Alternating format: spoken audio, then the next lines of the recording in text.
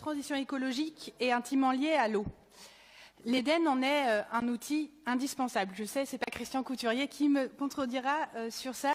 Donc l'Éden en est un outil indispensable sur notre territoire, avec des missions cruciales, vous l'avez rappelé, sur le bassin versant de l'Erdre, à savoir la reconquête de la qualité de l'eau, la biodiversité et l'harmonisation des usages. Rappelons-nous du temps où les bateaux lavoirs animaient les quais de l'Erdre, et grâce à l'action de l'Éden, nous voyons que la qualité de l'eau s'améliore d'année en année. Cela nécessite bien sûr une action déterminée, partagée et de grande envergure.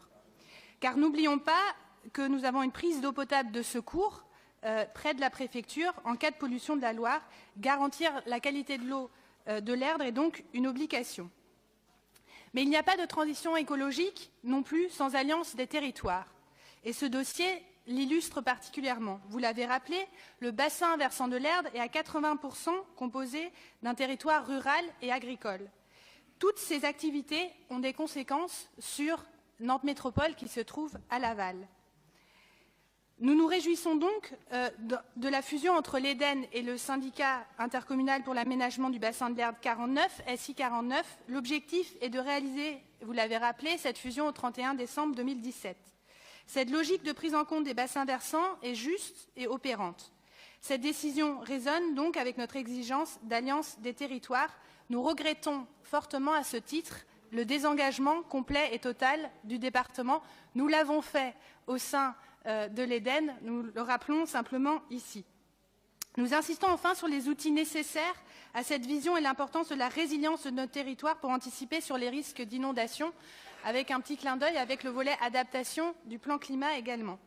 À ce titre, je souligne ici quelques propos relevés dans la Gazette des communes au sujet de notre ministre de la Transition écologique et solidaire, qui dit la chose suivante. Les agences de l'eau vont accélérer leur modernisation et encore plus prioriser leurs actions en faveur du climat et de la biodiversité. Le rapprochement des opérateurs de l'eau avec ceux de la biodiversité contribue à développer des convergences afin de garantir une eau de qualité, de préserver les milieux naturels protégés et de partir à la reconquête de la biodiversité, notamment par leur lien avec l'Agence française de la biodiversité. Nous devons, pour être efficaces et réussir la transition écologique, définir nos priorités et la gestion de l'eau, je sais que vous œuvrez dans ce sens, fait partie de ces priorités.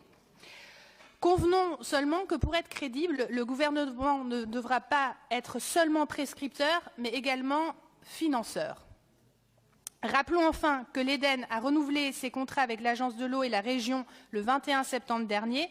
Ces contrats permettent de financer des actions de préservation de l'eau et de la biodiversité sur le bassin versant de l'Erdre. Ces financements représentent presque 7 millions d'euros d'aide sur 2017-2019 et c'est l'Éden qui coordonne ces actions.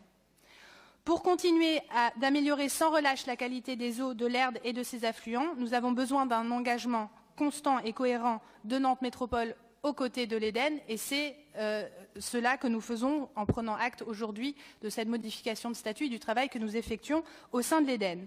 Et si le sujet vous intéresse, je vous invite vivement à lire le numéro de Médiacité en date du 12 octobre qui est largement consacré à une des plus belles rivières d'Europe. Je vous remercie.